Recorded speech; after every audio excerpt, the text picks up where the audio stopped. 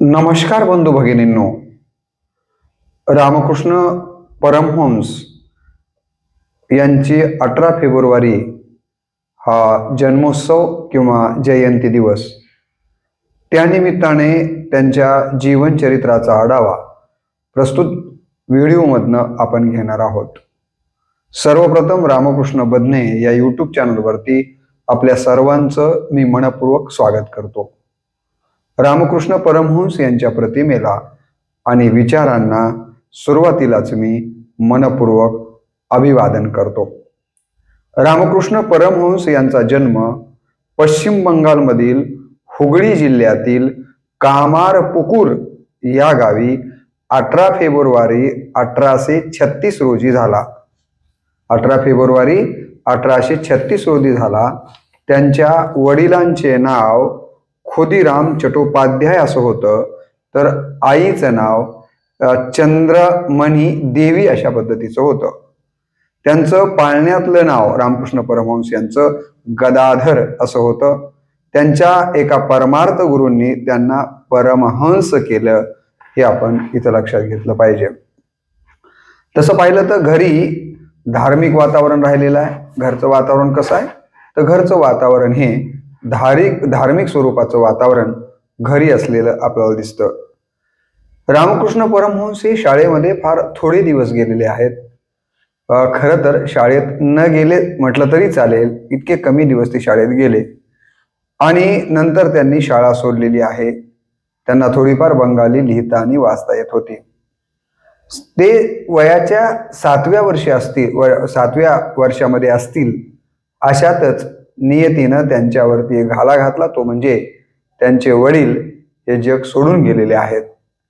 त्यांचा एक भाऊ कोलकात्यामध्ये संस्कृत पाठशाळा चालवत असायचा. भावाला वाटायचं की रामकृष्णांना शिकावं, परंतु रामकृष्णांचा काही शिक्षणाकडं ओढा नव्हता आणि घरची परिस्थिती आर्थिक जर बघितली तर ती परिस्थिती देखील अत्यंत बेताची होती. ते पुढे वयाच्या 17व्या वर्षी कोलकात्यात आले, पण त्यांनी पुस्तकी शिक्षणापेक्षा परतत्वस्पर्श मिळविण्याचा अधिकचा ध्यास घेतलेला आहे. ते नेहमी म्हणायचे, मी अन्न वस्त्राशिवाय जगू शकतो, पण भगवंताशिवाय मात्र जगू शकत नाहीये. इतकी त्यांना ईश्वर प्राप्तीची ओढ लागलेली होती. पुढे ते कोलकात्यातील उत्तरेमध्ये कोलकात्याच्या उत्तर दिशेला 4 मैल अंतरावर दक्षिणेश्वर नावाचं एक लहानसं उपनगर आहे. या उपनगरामध्ये एक काली मातीचं मंदिर एका स्त्रीनं, कोळी समाजातल्या रासमणी नावाच्या स्त्रीनं बांधलेलं होतं. श्रीमंत महिलेनं, रासमणी नावाच्या कोळी समाजातल्या, आणि या मंदिरामध्ये ते यायला लागलेले आहेत. इथे रामकुमार हा पुजारी होता आणि रासमणीकडून रामकुमारनी आपल्या मदतीसाठी रामकृष्ण परमहंस यांना बोलवण्याची परवानगी मागितली आणि रासमणींनी त्यांना ती परवानगी दिलेली आहे. आणि मग रामकुमारच्या जोडीला रामकृष्ण परमहंस हे या मंदिरामध्ये पूजा अर्चा करण्याचं काम करतायत. या रामकुमारांनी त्यांना बोलावून तर घेतलं, पण एकाच वर्षाच्या आत रामकुमार हे जग सोडून गेलेले आहेत आणि आता या मंदिराची पूर्ण जबाबदारी रामकृष्ण परमहंस यांच्याकडे आलेली आहे. ते दररोज पूजापाठ करायचे, पण त्या मूर्तीमध्ये काही देव त्यांना दिसत नव्हता. त्यामुळं रामकृष्ण अस्वस्थ व्हायचे की मला जो देव हवाय, ज्या देवाची मला भेट घ्यायची आहे, तो तर या मूर्तीमध्ये दिसत नाहीये आणि मी तर या मूर्तीची पूजा करतोय. आणि त्यामुळं ते सतत अस्वस्थ व्हायचे. त्या मूर्तीच्या समोर तासनतास बसायचे, कधी कधी रडायला लागायचे आणि देवीलाच प्रश्न करायचे की आजचाही दिवस निघून गेला, पण तू मला काही दर्शन दिलेलं नाहीयेस. असं दररोज देवीच्या दर्शनासाठी ते आतुर असायचे. आणि शेवटी बरेच दिवस झाले, परंतु देवाचं किंवा देवीचं दर्शन होत नाहीये. तेव्हा आता आपल्या जगण्याला काही अर्थ नाहीये असा विचार करून रामकृष्ण परमहंसांनी एके दिवशी आत्महत्या करण्याचा निर्णय घेतलेला आहे. आणि हा निर्णय अंतिम टप्प्यात असतानाच देवी त्यांना प्रत्यक्ष दर्शन देते आणि या आत्महत्येपासून त्यांना परावृत्त करते. आणि या देवीच्या दर्शनामुळे मात्र रामकृष्णांचं आता सगळं जीवनच पालटून गेलेलं आहे आणि ते एका वेगळ्या अवस्थेमधलं जीवन जगायला लागलेले आहेत. देवीची पूजा म्हणून ते कधी कधी स्वतःच्या डोक्यावरती फुलं ठेवतात. देवीला प्रसाद दाखवायचा म्हणून तिथे जर मांजर पुढे असेल तर मांजरेलाच देव समजून, देवी समजून तिलाच नैवेद्य खाऊ घालायचा, असा एक वेगळ्या अवस्थेमध्ये आता रामकृष्ण परमहंस जीवन जगत असताना आपल्याला इथं पाहायला मिळतात. लोक अशा वागणाऱ्या माणसाला शहाणं कसं म्हणणार, आणि म्हणून त्या काळातली बरीच लोक रामकृष्णांना वेड समजायला लागलेली आहेत की हा वेडा झालेला आहे. पुढे पुढे ते असं सांगतात की कालीसी, कालिका मातेसी बोलाय बी लागलेले आहेत. आणि कालिका मातेशी बोलत असताना ते म्हणायचे, आई खरंच का ग मी वेडा आहे? लोक मला वेडा म्हणतात. आई देवी खरंच का ग मी वेडा आहे? तुझं दर्शन हा भ्रम असेल तर मला निदान मरणाचं तरी स्वतंत्र राहू दे. मला मरता मरता वाचवलंस तू आणि वाचवून पुन्हा मला मारतेस तू. ते नेहमी असे देवीशी बोलत असायचे. आईला कळालं की आपला मुलगा अशा पद्धतीनं वागायला लागलेला आहे. शेवटी रामकृष्णांच्या आईने विचार केला की पोराचं आता लग्न करून देण्याची गरज आहे. लग्न केलं तर त्याचं मन संसारात लागेल आणि त्याचं हे जे वेडेपण आहे ते कमी होईल. आणि म्हणून आईनं रामकृष्णांना बोलवलं आणि त्यांच्या समोर त्याच्या लग्नाचा विचार बोलून दाखवलेला आहे. रामकृष्णांनी या गोष्टीला विरोध केलेला नाही आहे, त्यांनी होकार दिला. हे जेव्हा आजूबाजूच्या लोकांना कळालं तेव्हा ते म्हणाले, अरे याचं लग्न वेळेवर झालं नसल्यानं भानावर नसल्यासारखं वागत होता, आता लग्न झाल्यास मात्र निश्चित हा भानावर येईल, असं लोक या घटनेकडून बघायला लागले. लग्न झाल्यावर तो रस्त्यावर येईल असा त्यांचा विचार होता. रामकृष्णांनीच आईला सांगितलं की रामचंद्र मुखोपाध्याय यांची एक मुलगी आहे आणि तीच माझी खरी सहचारिणी होऊ शकते. तिचा स्वीकार तू कर आणि माझ्या पत्नी म्हणून तिला घेऊन ये. आणि ठरल्याप्रमाणे आईने देखील आपल्या मुलानं सांगितलेल्याच मुलीला या रामकृष्ण परमहंसांसाठी स्वीकारलेला आहे आणि अशा पद्धतीने त्यांच्या साखरपुडाही झालेला आहे.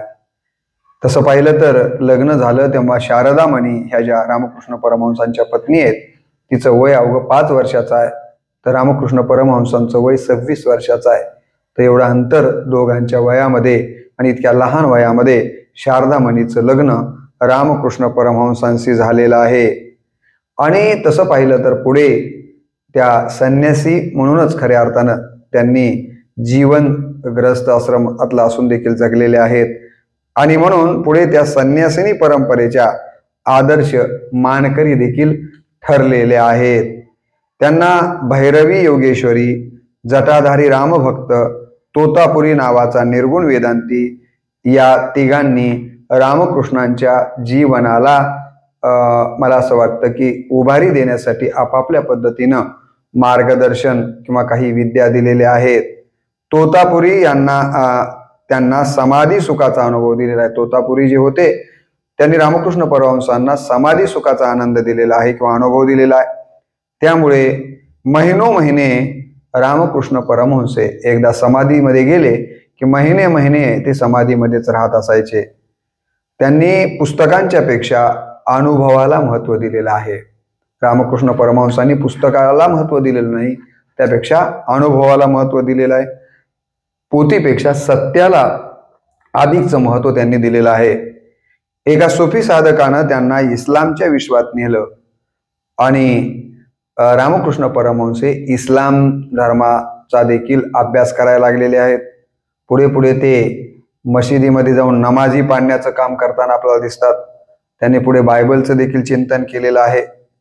असं सांगितलं जातं की 12 वर्षे ते अज्ञातवासात राहिलेले आहेत आणि तिथे जाऊन त्यांनी खडतर तपश्चर्या आणि उपासना देखील लग्नाच्या नंतर केलेली त्यांच्या चरित्रामध्ये आपल्याला वाचायला मिळते. पुढे इस्लामची साधना आपला पती करतोय हे कळाल्यास शारदामणी त्यांच्या जवळ आलेल्या आहेत. जवळपास वयाच्या 17व्या वर्षी, 5व्या वर्षी लग्न झालं होतं. 12 वर्षाचं तप संपल्याच्या नंतर शारदा मुनीला कळालं की आपला पती इस्लामची उपासना करायला लागलेला आहे. तेव्हा त्यांना वाटलं की आपण आपल्या पतीला भेटलं पाहिजे, आणि म्हणून त्या आपल्या पतीकडे आलेल्या आहेत वयाच्या 17व्या वर्षी, 12 वर्षाच्या नंतर लग्नानंतर. आणि पत्नी आली हे कळाल्याबरोबर पत्नीला देवीच्या जागेवरती आरूढ करतात कोण? रामकृष्ण परमहंस. आणि पत्नीलाच देवीचा दर्जा ते दिलेला आहे, आणि पत्नीचीच त्यांनी तिथे पूजा केलेली आहे. म्हणजे पत्नीमध्ये देवीचं रूप पाहणं, आईचं रूप पाहण्याचं काम जर कोणी केलं असेल तर ते रामकृष्ण परमहंसांनी केलेलं आहे. रामकृष्ण परमहंसांच्या बद्दल रोमारोला हा ज्येष्ठ विचारवंत नोबेल पारितोषिक विजेता काय म्हणतो बघा. तो असं म्हणतो की 30 कोटी लोकांच्या 2000 वर्षाच्या आध्यात्मिक जीवनाचं परिणत रूप म्हणजे रामकृष्णांच्या जीवन होय. हजारो वाटांनी गेलेल्या हजारो श्रद्धावंतांचे हजारो उद्गार आणि हुंकार रामकृष्णांच्या जीवन मंदिरामध्ये ऐकू येतात.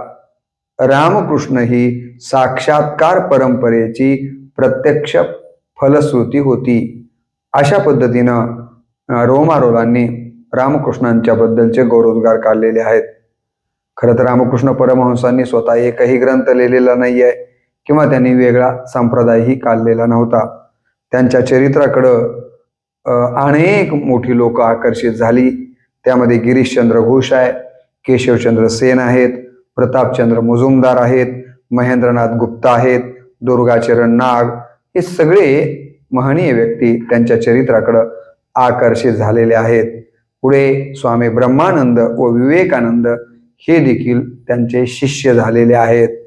वयाच्या 50व्या वर्षी दिनांक 15 ऑगस्ट 1886 या दिवशी रात्री 10 वाजता या ठिकाणी आपल्याला माहिती आहे की त्यांना गळ्याचा कॅन्सर झालेला होता, आणि याच दुर्धर आजाराने अशा अवस्थेतही ते 15 ऑगस्टला मी आता यापूर्वी सांगितल्याप्रमाणे 1886 रोजी समाधिस्थ झालेले आहेत. त्यांच्याकडे देवेंद्रनाथ टागोर, केशवचंद्र सेन, बंकिमचंद्र मायकेल, मधुसूदन दत्त, महर्षी दयानंद, गोंदवलेकर महाराज आदी लोक आकर्षित झालेले दिसतात त्यांच्या चरित्रामुळे. रामकृष्ण हे केवळ अनुभव आणि साधना यांच्या बळावरच महामानव झाले. एखादा माणूस महामानव या अवस्थेपर्यंत कुठल्या पद्धतीने जाऊ शकतो? रामकृष्ण परमहंसांचं चरित्र जर बघितलं तर ते अनुभव आणि साधना या 2 गोष्टींच्या मार्गांचा अवलंब करून महामानव बनले होते. त्यांनी बोललेल्या वाक्यांनाच, त्यांनी नेहमी जे काही वक्तव्य केली, जिथे तिथे ते बोलले, त्या बोललेल्या वाक्यांनाच गॉस्पेल नावाचं ग्रंथरूप आलेलं आहे. हे त्यांचं बोलणं किती महत्वाचं होतं की त्या बोलण्यातूनच गॉस्पेल नावाचा ग्रंथ निर्माण झाला. आज त्यांचे विचार रामकृष्ण संघांकडून अमेरिका, युरोप आणि आशिया खंडामध्ये मोठ्या प्रमाणावरती प्रसारित होतो आहे. रामकृष्णांनी वेदांत सार, इस्लाम, ख्रिश्चन, बुद्ध, महावीर यांचं अध्ययन केलेलं होतं. कर्म, भक्ती, ज्ञान, योग हे मार्गही त्यांनी जाणून घेतलेले होते. समाधी साधन केले, मंत्र जप आणि पुनश्चरण केलं. अध्यात्म, परमार्थ, धर्म आणि संस्कृती यांचं सार अनुभवाच्या लिपीतून सांगण्याचं काम जर कोण केलं असेल तर ते रामकृष्ण परमहंस यांनी केलं. प्रसिद्धी, सिद्धी, चमत्कार यापासून ते नेहमीच दूर राहिलेले आहेत. कशापासून? प्रसिद्धी त्यांना मान्य नव्हती, सिद्धी त्यांना अवगत असूनही ते त्याच्यापासून दूर राहिलेले आहेत. आणि त्यांनी देवीशी प्रत्यक्ष बोलत असताना देखील लोकांच्या समोर कधीच चमत्कार दाखवलेले नाही आहेत. मानव सेवा हीच प्रभू सेवा आहे असं ते नेहमी सांगायचे. मानव सेवा हीच प्रभू सेवा आहे. दुसरी सेवा, प्रभूची सेवा म्हणजे अन्य दुसरी तिसरी कोणती नसून मानवाची सेवा हीच प्रभूची सेवा आहे. आजकाल आपण धर्म या शब्दाला संकुचित केलेला आहे. बाह्य आडंबराला आपण महत्त्व देतो आहोत.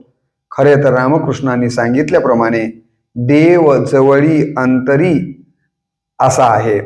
तसं जग हेच जगन्नाथाचं निवासस्थान आहे. जग हे जगन्नाथाचं निवासस्थान आहे.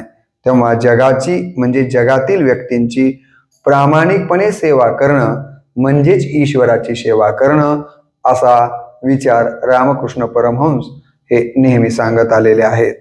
आज त्यांच्या विचारांचा प्रचार आणि प्रसार करण्यासाठी रामकृष्ण संघ मोठ्या प्रमाणावर काम करताना आपण पाहतो आहोत. खूप मोठ्या प्रमाणावरती बेलूर मठातनं पश्चिम बंगाल इथून मुख्य प्रमाणामध्ये रामकृष्ण परमहंस यांच्या विचारांना प्रसारित करण्याचं काम केलं जातं. आता जगात आणि देशातल्या अनेक ठिकाणी अशा प्रकारचा प्रसार प्रचार करण्याचं काम मोठ्या प्रमाणावर होताना आपण पाहतो आहोत. स्वामी विवेकानंदांसारखा महात्मा त्यांचा शिष्य होता, यावरून रामकृष्णांचं महत्त्व लक्षात आल्याशिवाय राहत नाहीये. हे लक्षात घ्या ना की ज्यांचा शिष्य विवेकानंद आहे ते गुरु रामकृष्ण परमहंस किती अधिकारी पुरुष असतील याची कल्पना आपण करू शकतो. स्वतःला मानव वंशाचे ते स्वतःला सेवक मानायचे. मानव वंशाचा मी सेवक आहे असं म्हणायचे. रामकृष्णांनी पैसा संपत्तीचा कधीही मोह बाळगला नाही. उलट या गोष्टींचा त्यांनी तिटकारा केलेला आहे. सोने चांदी पैशाला ते कधीच स्पर्श केलेले नाही आहेत. सोन्याला चांदीला आणि पैशाला त्यांनी आपल्या आयुष्यामध्ये कधी स्पर्श केलेला नाहीये. झोपेत असताना देखील त्यांच्या चेहऱ्यावर शरीरावर जर एखादा झोपेमध्ये कोणी आपल्या हातात पैसा दिला तर झोपेत सुद्धा त्यांचं शरीर पैसा हातात जर कोणी चुकून ठेवला तर त्याला नकार देत असायचं. त्यांच्या शरीरावरती तशा प्रकारचे नकारात्मकतेचे चिन्ह झोपेत असताना देखील दिसायचे. इतकी विरक्ती त्यांनी पैसा सोने या बाबतीमध्ये आपल्याला चांदीच्या बाबतीमध्ये बाळगलेली दिसते. स्वतःची शिकवण ते स्वतःच आचरणात आणत असत.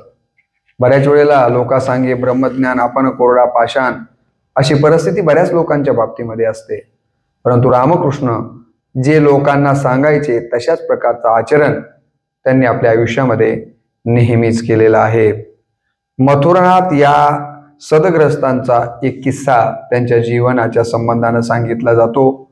मथुरानाथ हा बलाढ्य श्रीमंत व्यक्ती. त्यांनी एकदा त्यांच्या अंगाखांद्यावर 1500 रुपयाची शाल पांघरली. ज्या शालीची किंमत त्या कालावधीमध्ये 1500 रुपये होती आणि या शालीच्या काठांना सोने मडवलेलं होतं. अशी ही अत्यंत किमती शाल त्यांनी रामकृष्णांच्या अंगावर पांघरली. ही शाल बघितल्याबरोबर रामकृष्णांनी भरकन ती शाल ओढली, पायाखाली तुडवली आणि तिचा तिरस्कार केलेला आहे. आणि त्यावेळेला ते म्हणाले होते की माझ्यासाठी ही टाकाऊ वस्तू असून चिंध्यापेक्षा देखील कवळी मोल आहे. कारण त्यांना माहिती होतं एखाद्या गोष्टीचा आपण थोडासा मोह बाळगला की हा मोहच आपल्या अधपतनाला कारणीभूत होतो आणि म्हणून वेळीच आपण मोहाला आवरलं पाहिजे असा विचार करणारे रामकृष्ण होते. आणि म्हणून त्यांनी ही शाल पायदळी तुडवलेली आहे आणि चिंध्याचीच किंमत त्यांना दिलेली दिसते. ते म्हणत प्रभूचे नामस्मरण म्हणजे त्याला मारलेली आठवणीची हाक असते. आपण जे देवाचं नामस्मरण करतो, नामस्मरण म्हणजे काय तर ते सांगतात की त्याला आठवण करून देण्यासाठीची हाक आहे की देवा तू मला जन्माला घातलेला आहेस, तू मला हे आयुष्य दिलेलं आहेस, तर मी हे आयुष्य तुझ्यामुळं प्राप्त केल्यामुळं तुला मी विसरत नाही आहे असे आठवण करून देणं म्हणजे नामस्मरण. अशा पद्धतीने ते नामस्मरणाच्या बद्दल म्हणत. जी ऐकण्यासाठी देवही आतुरलेले असतात. ही हाक देवाला जी नामस्मरणाच्या माध्यमातून आपण देतो ना तर ती हाक ऐकण्यासाठी देव सुद्धा आतुर असतात असं ते नेहमी म्हणत असायचे. योगीजन, संत मंडळी, सिद्ध, तपस्वी, उपासक इत्यादी निरंकारी लोक भक्तवत्सल परमेश्वराचे आपतेष्टच मानायला हवेत. जसे आपल्याला अनेक मित्र असतात, सगळे सोयरे पाहुणे आप्तेष्ट असतात, तसे देवाचे आप्तेष्ट कोण? तर रामकृष्ण परमहंस म्हणतात, देवाचे आप्तेष्ट हे योगी जन आहेत, संत जन आहेत, सिद्ध, तपस्वी, उपासक, निरहंकारी लोक, भक्तवत्सल, हे सगळे देवाचे आप्तेष्ट आहेत. देव त्यांच्यावरती प्रेम करतो आणि हे लोक देखील देवावर प्रेम करतात आणि म्हणून हे एकमेकांचे आप्तेष्ट आहेत, हे आपण लक्षात घेतलं पाहिजे. त्यांनी अज्ञानाची व्याख्या फार सुंदर केलेली होती. रामकृष्ण परमहंस म्हणायचे, जे जे असत्य आहे, अमंगल आहे, ते म्हणजेच अज्ञान आहे. अज्ञान म्हणजे काय? अज्ञान म्हणजे असत्य, अज्ञान म्हणजे अमंगल. या दोन्हीला, असत्याने अमंगलाला ते अज्ञान अशा प्रकारची संज्ञा देतात. ते नेहमी मातृप्रेम, देशप्रेम व ईश्वर प्रेम या 3 गोष्टींना महत्त्व देत आलेले आहेत. त्यांनी 3 गोष्टींना आपल्या आयुष्यामध्ये अत्यंत महत्त्वाचं स्थान दिलं. एक मातृप्रेमाला स्थान दिलं, दुसरं देशप्रेमाला स्थान दिलं आणि तिसरं ईश्वर प्रेमाला स्थान दिलेलं आहे. या त्रिसूत्रीचा अवलंब त्यांनी आपल्या आयुष्यामध्ये केलेला आहे. मला असं वाटतं की आपणही त्यांचा हा आदर्श आपल्या जीवनामध्ये उतरविण्याचा प्रामाणिक प्रयत्न केला पाहिजे. वारकरी याची व्याख्या फार सुंदर पद्धतीने त्यांनी केलेली आहे की वारकरी कुणाला म्हणावं? वारकऱ्याची व्याख्या काय आहे? तर ते म्हणतात, ज्याचं तन, मन, धन ईश्वर चरणी समर्पित आहे त्याला वारकरी म्हणावं. तन, मन, धन तिन्ही गोष्टी ज्याने ईश्वर चरणी अर्पित केलेल्या आहेत त्यालाच खऱ्या अर्थानं वारकरी म्हणावं. हे जर 3 गोष्टी आपण ईश्वर चरणी समर्पित करू शकलो नाहीत तर आपल्याला वारकरी म्हणता येणार नाही, अशी वारकऱ्याची व्याख्या ते इथं करताना दिसतात. मन स्वच्छ, सुंदर व शुद्ध राखणारी चाळण जर काय असेल तर ती भक्ती आहे. भक्ती म्हणजे काय? भक्तीनं काय होतं? तर रामकृष्ण परमहंस सांगायचे की भक्तीमुळं आपलं मन स्वच्छ होतं. काय होतं? तर भक्तीमुळं आपलं मन स्वच्छ होतं, सुंदर होतं आणि शुद्ध होतं. मन स्वच्छही असलं पाहिजे, मन सुंदरही असलं पाहिजे आणि मन या ठिकाणी शुद्धही असलं पाहिजे. आणि या तिन्ही गोष्टी घडवण्याचं काम जर कोण करत असेल तर ती भक्ती करते. आणि म्हणून आपण आपल्या आयुष्यामध्ये भक्तीला महत्त्वाचं स्थान दिलं पाहिजे, अशा प्रकारचा विचार ते नेहमी मांडत आलेले आहेत. गुरुबद्दल ते म्हणतात, गुरु म्हणजे साक्षात परमेश्वरच आहे. गुरु म्हणजे कोण? गुरुर ब्रह्मा गुरुर विष्णू गुरुर देवो महेश्वरा गुरु साक्षात परब्रह्म तस्मै श्री गुरवे नमः असं जर आपण म्हटलं, तशाच पद्धतीनं रामकृष्ण परमहंस देखील सांगतात, गुरु म्हणजे साक्षात परमेश्वर आहे. गुरुचा अनुग्रह म्हणजे जीवनभर पुरणारा परमेश्वराचा गोड प्रसाद.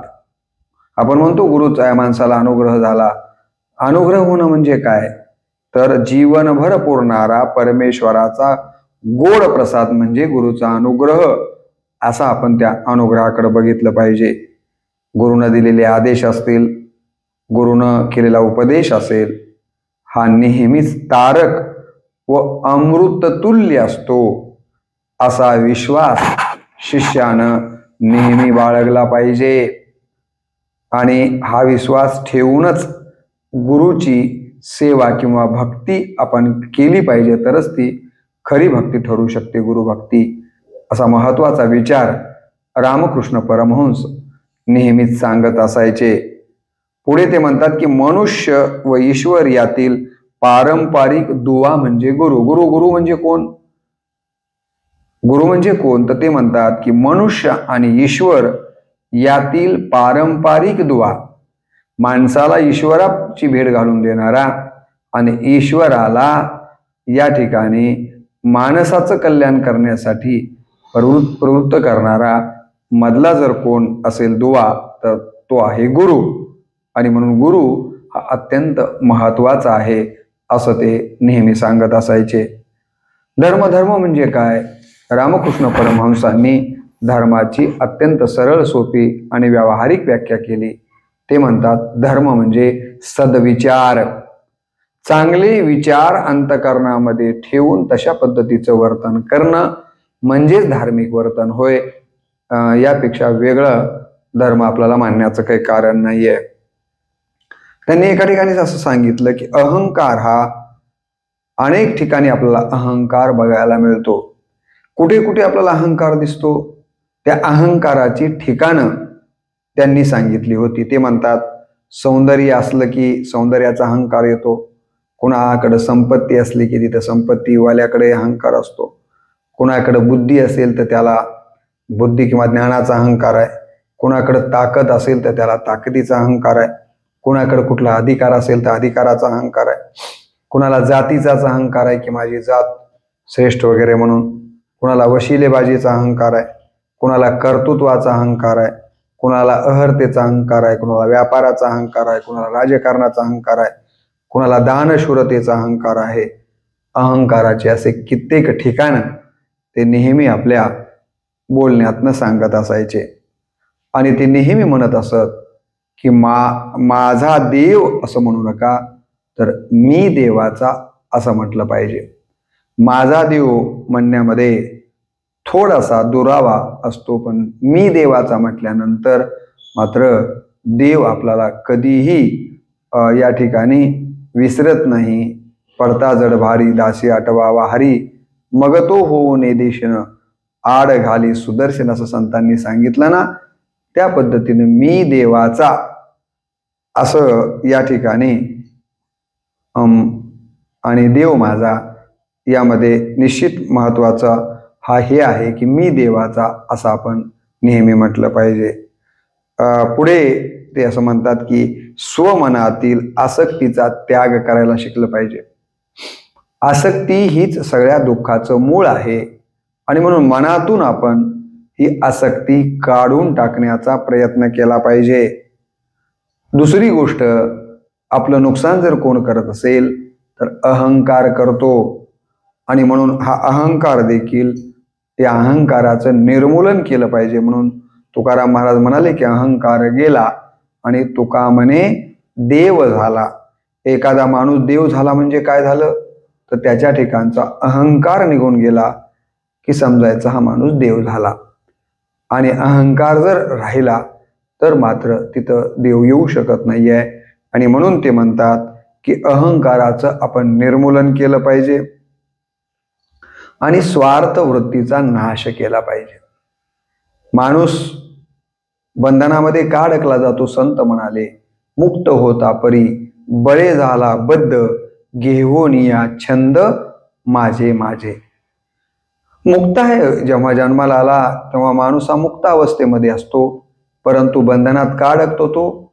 तर माझं माझं माझं, हे माझं हेच आपल्याला खऱ्या अर्थानं बंधनामध्ये अडकवतं.